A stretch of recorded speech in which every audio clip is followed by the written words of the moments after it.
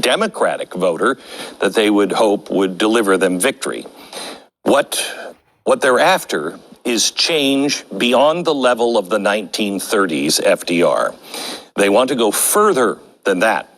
If you want to know what it might look like, you have to look at what the other Democrats in the party are saying. What are the operatives setting up?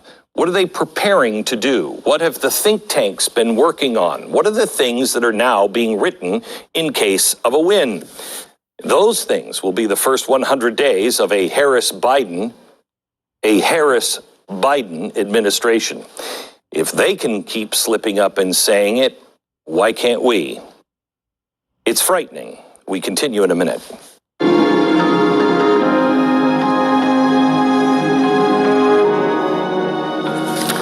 All right, I want to talk to you about home title lock. Home title theft, you better pray that this crime never happens to you or is currently happening to you, because you won't know about it until it's too late. There are, our titles are all in, digitally being held. And the government keeps all of them, and the banks watch over it. This is why you get a title check when you sell your house. Well, they don't check until you sell the house or until somebody is foreclosing on you. What the criminal does is forges your signature on a quick claim deed stating that you sold your home to him. You don't even know about it because the titles are just transferred. Then he takes out all kinds of loans and then he leaves and you're supposed to pay the bill. Well, you don't know it because he's given it a different address. By the time the cops show up to the house or the sheriff to say, you got to get out of the house, you're being evicted, it's too late. Home Title Lock protects you, will protect your home title. Home Title Lock puts a barrier around your home's title, and the instant they detect any kind of tampering, they help shut it down cold. I want you to go to HometitleLock.com, register to see your address, to see if you're already a victim. Then use the promo code RADIO for 30 free days of protection. That's code RADIO at HometitleLock.com. All the satisfying sizzle of a burger, mouth-watering and meatless, with 19 grams of protein. The ultimate plant-based burger from Gardein. Pampers, the #1 pediatrician recommended brand, helps keep baby's skin dry and healthy. So every touch is as comforting as the first. Pampers, the #1 pediatrician recommended brand.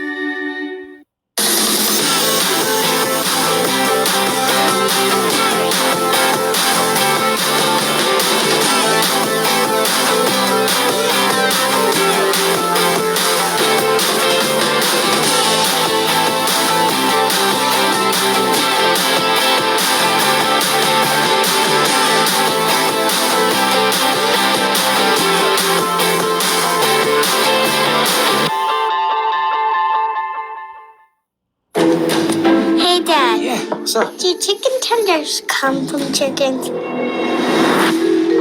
I love chicken. For moments like these, there's Gardein plant-based protein. Tasty alternatives for all your favorites. If you're watching this, chances are you're still alive. Death loves the stupid. Things could be worse. 1,000 ways to die. I sent your new prescription to the pharmacy. Any idea how much it will cost? You have a choice. Insurance or GoodRx? I have insurance. Insurance is not what it used to be. People struggle to get their prescriptions covered, and prices keep rising. I recommend GoodRx. You get free coupons to save on your prescriptions. Compare prices to find the best discounts. GoodRx. Smart.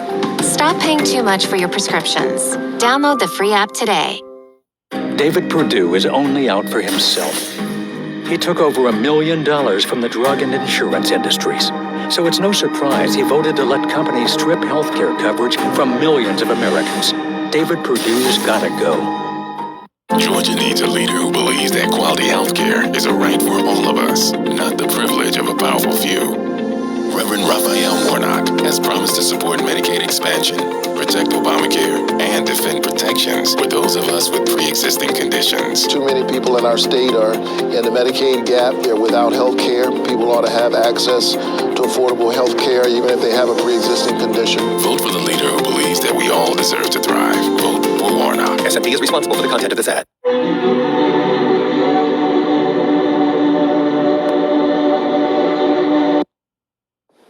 Democrats are expecting to run the table next Tuesday. And if they get it, you can say goodbye to the freedoms that are protected under the Constitution. I know that sounds like hyperbole, but let me show you. And we are doing this show because I don't know how much longer we will be allowed to speak. And I know that sounds crazy, but I fear it won't be long, maybe after the election, before we are silenced by big tech. But after the inauguration, they're going to pull out all the stops to ensure roadblocks in both the government and media are silenced and eradicated. Hear me out. University of California, Berkeley professor and former Secretary of Labor Robert Reich recently proposed a post-election commission to censor free speech and name and shame every public figure that has supported Donald Trump. Now, I want you to listen to this. When this nightmare is over, we need a Truth and Reconciliation Commission. It would erase Trump's lies, comfort those who have been harmed by his hatefulness, and name every official, politician, executive, and media mogul whose greed and cowardice enabled this catastrophe. It gets worse. I shared something from a reasonable leftist today on Medium, where they said, what are we going to do with these people? Well, we should just love them. We need to do what we did to the Germans after Hitler was killed, or do what we did to the Japanese after that oppressive regime fell. They're serious. This is what oppressive Marxists do after they seize power. Following a coup, I know it's insane, and Reich has a fitting name, but he's not just some nobody. He is the former Secretary of Labor. He is well respected, and leftists went wild after he said this. I looked it up. The evidence of this being plotted and planned go back 2 years by really important people. One of the responses to Reich's tweet was interesting. Check this out. And then we must ensure that this can never happen again. Expand SCOTUS, abolish the electoral college, and grant statehood to D.C. and Puerto Rico. Everything mentioned in that tweet is exactly what the Biden campaign has curiously gone radio silent on. I want to go back to the Soros-organized war games. Please look this up for yourself. This is the Transition Integrity Project. Don't take my word for it. Please do your own homework. This is not a conspiracy theory. These are some of the biggest players in the Democratic Party. In their nightmare scenario, as they call it, Trump comes out with a clear and undeniable victory. Well, if Trump has a clear and undeniable victory, what do you do if you're trying to ensure the integrity of transition? You say, he won, let's move on, better luck next time. But if you want a quick look into the future, all you have to do is look at what they use as leverage to finally concede and let Trump win in what they say is a landslide victory.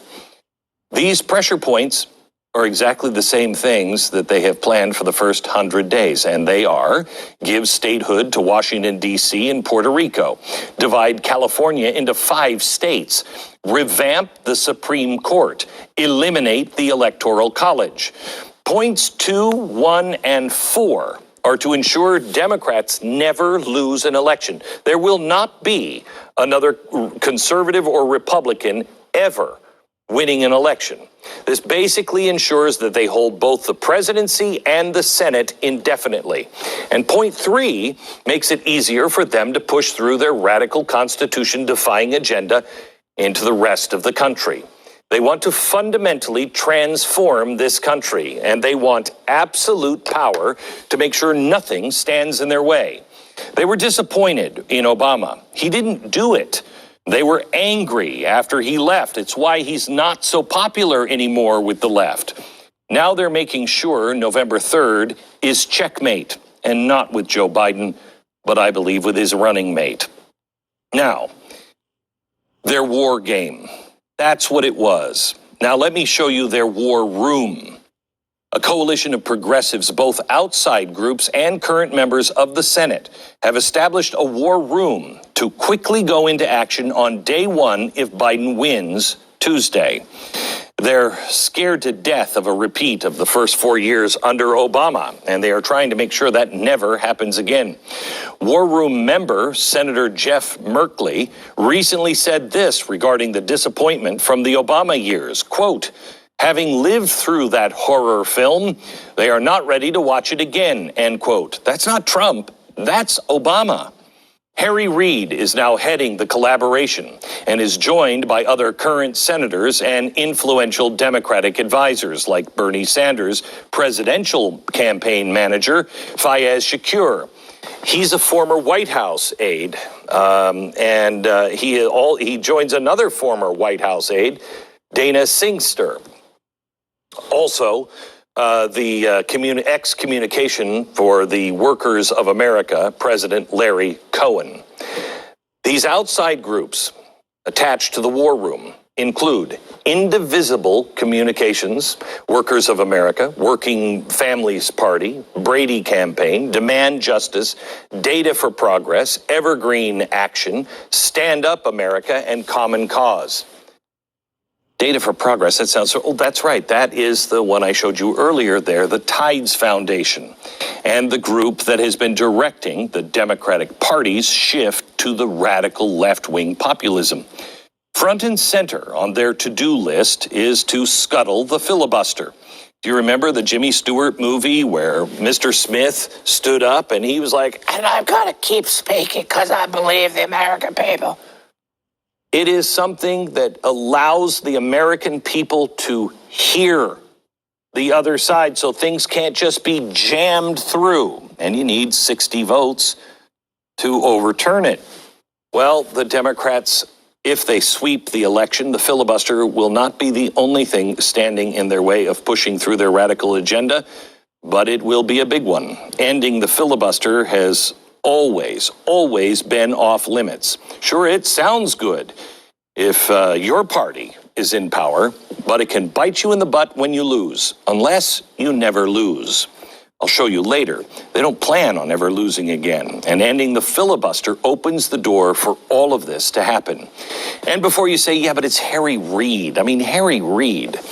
Consider that Reid and a handful of Democratic senators are literally the only ones giving any kind of clarified comment on this right now. Everyone else either just won't deny it, but won't comment. The left, or the Democrats, I should say, are dodging the question of ending the filibuster entirely. NPR interviewed Reid just a couple of weeks ago, speaking very specifically about ending the filibuster. He's been talking about it for over a year, even writing this New York Times editorial. That exact month, in August, mainstream media outlets like The Atlantic began writing think pieces on why ending the filibuster should be priority number one if Democrats sweep. From within the Senate, Reid has allies like Senator John Tester, Senator Ed Markey, and Senator Dick Durbin. Here's Durbin when asked directly if ending the filibuster is now on the table. Watch. Well, I can tell you the conversation about the future of the Senate rules is on the table, and I'm part of it. Okay, that's all you need to hear. That's political speech for, yeah, we're going to end the filibuster. And we can't make that public right now. The third ranking Democrat in the Senate, Patty Murray, recently said she wouldn't commit to ending the filibuster, but they're not ruling it out. Come on. It's in their faces. They couldn't be more overt. This has obviously become the consensus now among the rank and file Democrats who want power. I don't think our neighbors. Remember, there was a compromise. The radicals are steering this ship. There are people you need to be listening to if you want a glimpse into the first 100 days. Biden won't say because he's not in control. Remember this debacle from the debate. Are you willing to tell the American people tonight whether or not you will support either ending the filibuster or packing the court? Whatever position I take on that, that'll become the issue. The issue is the American people should speak. I doubt he ever answers this question until sometime after the election. Biden is not going to be giving the information until after there is power. Now, that comes next Tuesday, November 3rd. If Joe Biden wins, but ending the filibuster is merely just the first step, it gets much worse than that. We'll show you next.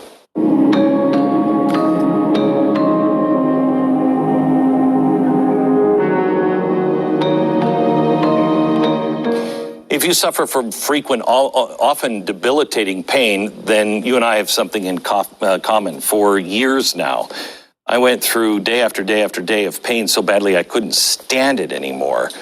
If we have that in common, maybe we have this in common. I had given up on a solution, and I just couldn't see the light at the end of the tunnel. Well, I am thankful every day that my wife heard about Relief Factor on this network, and I wasn't doing commercials for him at the time because I didn't think it would work. And she said, would you please, I'm sick of hearing you whine all the time, take it. I'm telling you, I took it and I got my life back. I still take it today, 3 times a day, every day. I've taken it for almost 3 years now. 70% of the people who order the 3-week quick start go on to order more, just like me, because it works. It's less than $20 to see if Relief Factor can help you the way it's helped me and countless others. The only thing you have to lose is your pain. I want you to call them right now at the number right here at the bottom of the screen, or just go to ReliefFactor.com. Do it now, ReliefFactor.com. It's AARP. Are you joining AARP? Actually, I just did. Call or go to joinaarp.org to join today for just $12, and your second membership is free. And get instant access to discounts on eye care, prescriptions, savings on travel, dining, and deals from top retailers. So many ways to save. Instant resources, tools, and tips to help manage your money, maximize your health, and so much more. Great offers find you wherever you are. And AARP is the largest advocacy group for people over 50. Your voice will be heard. I love the local retail discounts. I'm nowhere near ready to retire, and AARP has been a tremendous resource for that. And we check out the hotels, the dining. AARP saves us a lot of money. Plus, when you call today, you get this trunk organizer and AARP the magazine free. Call 1-800-771-1679 or go to joinaarp.org now. David Perdue is out for one person only, himself. Perdue cares more about cashing in than protecting Georgians' health care. He's backed by over $1 million from the drug and insurance industries. So it's no surprise he voted to let companies strip health care coverage from millions of Americans. And gut protections for pre-existing conditions like cancer and asthma amidst a pandemic. David Perdue's gotta go. SMP is responsible for the content of this advertising. Pampers, the #1 pediatrician recommended brand, helps keep baby skin dry and healthy. So every touch is as comforting as the first. Pampers, the #1 pediatrician recommended brand. President Obama knows who will get the job done for Georgia, and he's endorsed John Ossoff and Raphael Warnock. When healthcare costs are out of control and our families are under threat from coronavirus, they will fight for the healthcare that every Georgian can afford.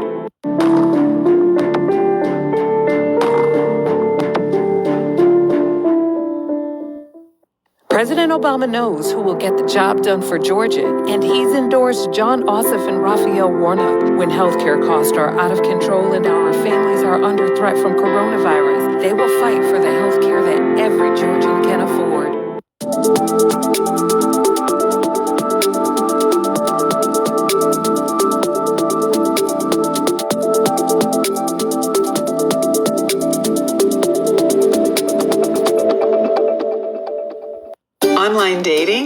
know people meet that way, but where would I even begin?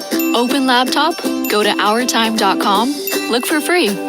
It's easy to take a look on Our Time, the fastest growing dating site for people over 50. Online dating? My buddy met a nice woman that way, but I'm not really sure where to look. Pick up your phone, go to OurTime.com, just take a look. It's easy to take a look on Our Time, the dating site for people over 50.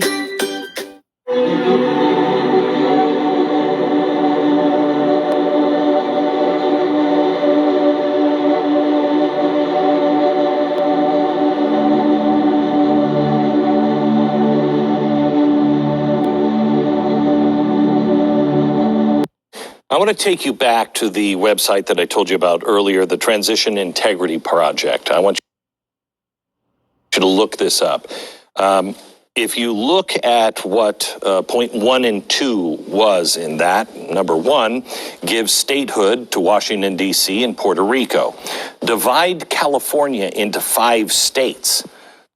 These were part of what they called, quote, structural reforms to fix our democratic system to ensure majority rule.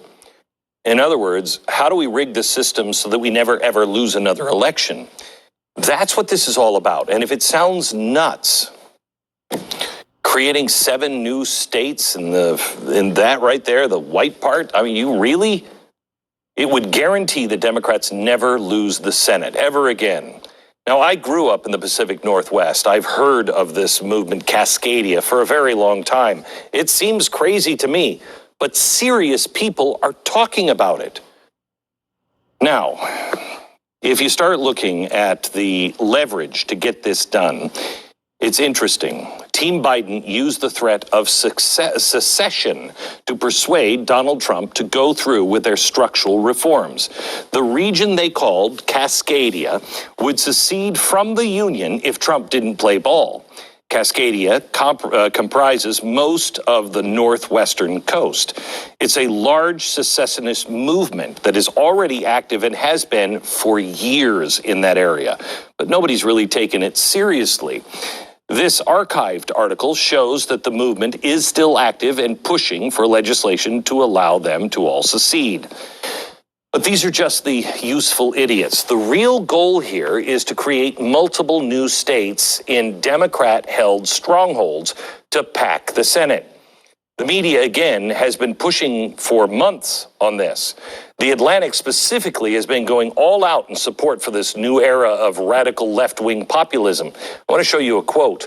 Quote, when adding states, there is no back and forth. Whichever party strikes first wins. This is not about living together anymore. This is about winning. Strike first is exactly what they have in mind. The House already passed a bill to make D.C. a new state back in June. It's just sitting there waiting for a new Democrat-controlled Senate. Puerto Rico would follow soon after. A recent poll taken by the New York Times and Siena College found that, quote, an overwhelming margin, 59% to 26% respondents said they supported statehood for Washington, D.C. and Puerto Rico. California and Cascadia would be harder to pull off, but multiple attempts to initiate the process have been going on for years now.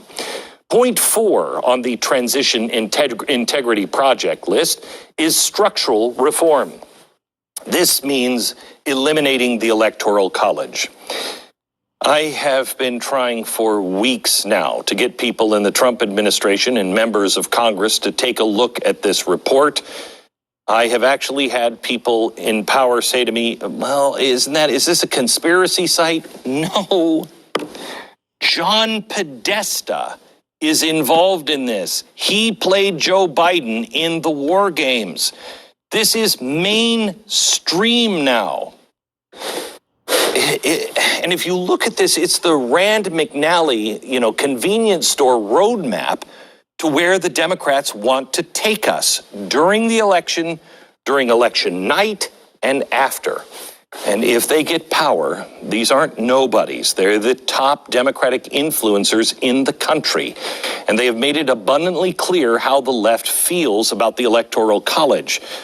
Let me give you this little footnote. Quote, TIP recognizes and shares the view that the Electoral College is profoundly anti-democratic and that numerous long-standing practices also function to create structural biases in our voting system.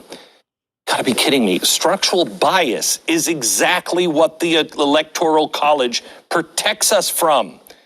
Why should people that live in a small town in Nebraska be subservient to people that live in Los Angeles or Chicago or New York? Let everyone live their own life.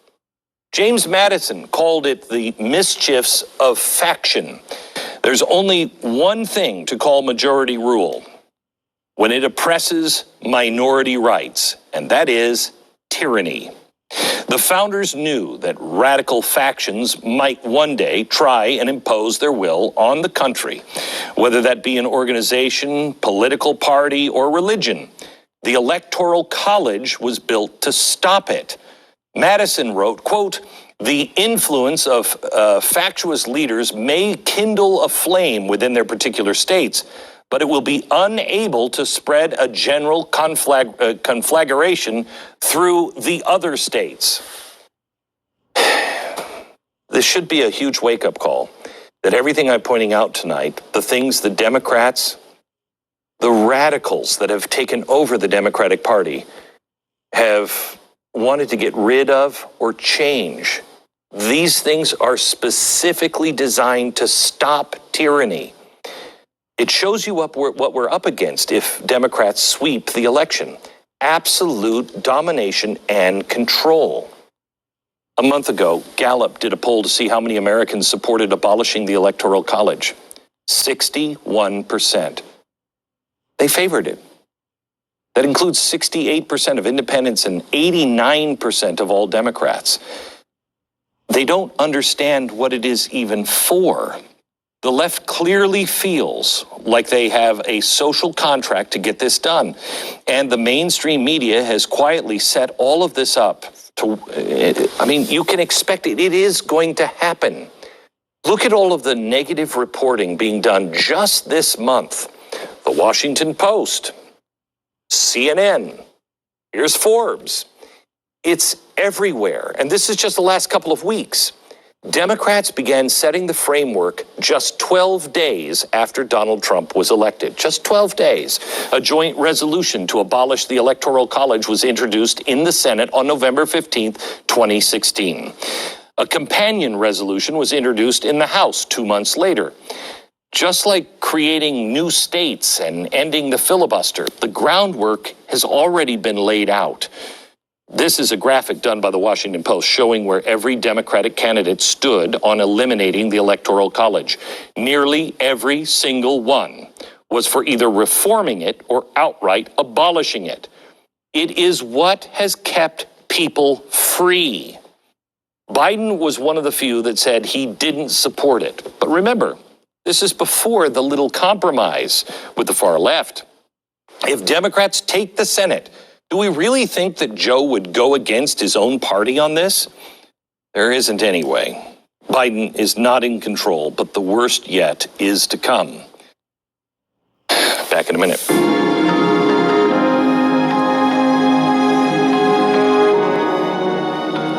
I truly hope to God that I am wrong, and none of this comes to pass. And I hope to God that I am wrong, and they don't execute the things they say. They already have 200 groups ready to protest. They don't even know what the election's going to say. They have 200 groups around the country ready to protest. If our country is set on fire like Philadelphia has been the last few, we are going to find ourselves in real danger financially. If Elizabeth Warren is the Treasury Secretary, Bernie Sanders, our Labor Secretary, may I strongly urge you to take time today or tomorrow or the next day, but you are just a couple of days now away from the election. Contact Goldline now. Find out how you can put a portion of your money, anything that you have, just 10% of it, into precious metals. Be prepared for the worst. We'll hope for the best, but be prepared for the worst. I want you to go to Goldline right now at 866-GOLDLINE, 1-866-GOLDLINE. They have 1 week left on their special gold offering, and they just introduced a new silver special that will be available for an extremely limited time. Call to find out how to take advantage of these limited time offers. Do it now. They're standing by to talk to you at 866-GOLDLINE, 866-GOLDLINE or goldline.com.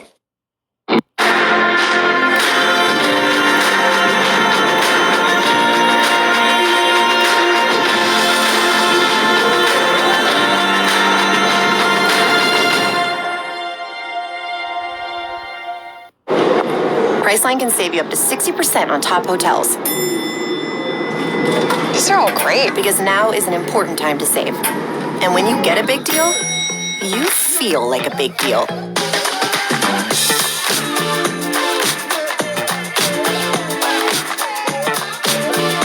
When you're ready to travel, we're here to help you save. Get up to 60% off amazing hotels with Priceline. Priceline. Every trip is a big deal. David Perdue is out for one person only, himself. Perdue cares more about cashing in than protecting Georgians' health care. He's backed by over $1 million from the drug and insurance industries. So it's no surprise he voted to let companies strip health care coverage from millions of Americans. And gut protections for pre-existing conditions like cancer and asthma amidst a pandemic. David Perdue's gotta go. SMP is responsible for the content of this advertising. David Perdue is only out for himself. He took over $1 million from the drug and insurance industries. So it's no surprise he voted to let companies strip health care coverage from millions of Americans. David Perdue's gotta go. Our health care is at stake. That's why Reverend Warnock is running for the Senate.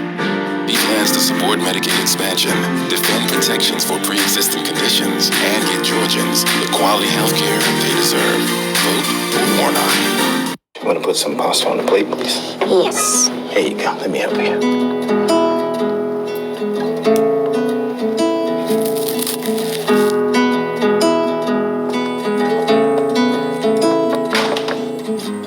Hi, Mr. Charles. We made you dinner. Oh, thank you.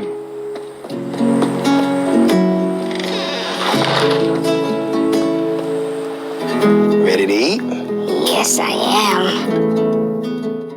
My specialty with the microwave. Popcorn. Dog food. Brazilian. There's nothing I like better than a big steaming plate of hot Brazilian dog food. America Says on Game Show Central.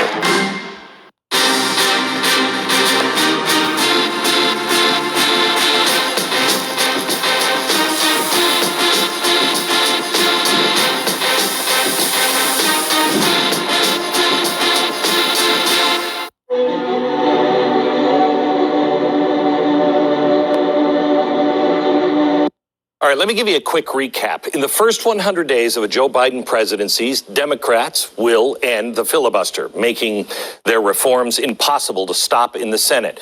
They would then sign multiple new states into the union, ensuring that they never lose another election. They doubled down on the odds by eliminating the Electoral College. The only thing standing in their way of completely ripping apart the Constitution would be the Supreme Court. I know this all sounds crazy, but this is all in their own words. Progressives have been salivating over the Supreme Court since the 1930s. It is their ultimate roadblock. They've been planning this for decades. Amy Coney Barrett was not the catalyst. Point 3 for structural reforms in the Transition Integrity Project was reforming the Supreme Court. Well, Ginsburg died over a month after this little war game was put out. But wait, I thought it was about Amy Coney Barrett. Look how everybody on the left reacted Monday night after Barrett was sworn in. AOC made it clear we already know what we have to do. Rashida Tlaib revealed even more. We must expand the court. If we're serious about transformational change, the people are crying out for. Wait a minute. This has nothing to do with Republican fairness or going back on their word. It doesn't have to do with anything with Amy Coney Barrett. They want to push constitutional defying transformational change. Our Democratic friends are being lied to. Those who trust the party are being lied to. The ideas from the far left are now driving the Democratic Party. They would have never dreamt of saying these things in public in the past. But people like AOC and Tlaib, they would have been mocked on both sides. But now, their propaganda is being regurgitated by the establishment leadership. If they win next Tuesday, they know exactly what they're going to do. Chuck Schumer has said enough. So has Chris Murphy. He said the same kind of stuff. Will Democrats go to new extraordinary lengths to maximize their power, given the extraordinary lengths that Republicans have gone to maximize their power? This is not a conversation that is ripe enough yet, but what do the Republicans expect? Again, using a Trojan horse. These aren't threats. The 60-vote majority rule will be gone. The filibuster will be gone. There will be new states, no electoral college, and the final obstacle is the court that interprets the Constitution. It will be manipulated into some sort of autocratic cheerleading section. Now, I don't really care what Joe Biden thinks or feels about all of this because he's not the one in control here. A deal has been struck. But it is very telling how he handled the idea of court packing and Supreme Court manipulation, both today and in the past. I want to show you something he said in 1987. Look. The committee report went further still. The executive attempts to dominate the judiciary led to an autocratic dominance, they said, the very thing against which the American colonies revolted and to prevent which the Constitution was in its very particulars framed. The report concluded with a final thundering sentence before the day was out that would be heard round the world.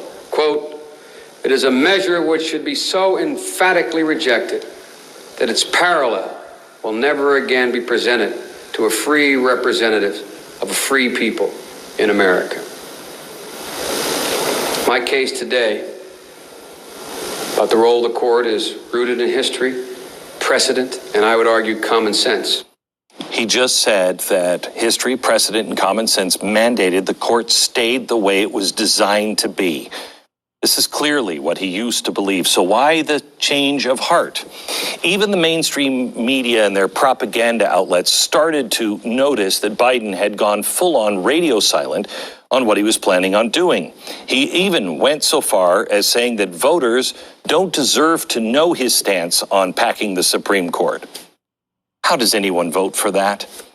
This is what Kamala Harris had to say when she was asked point blank whether the Supreme Court should be altered. Watch. Should the Supreme Court be expanded?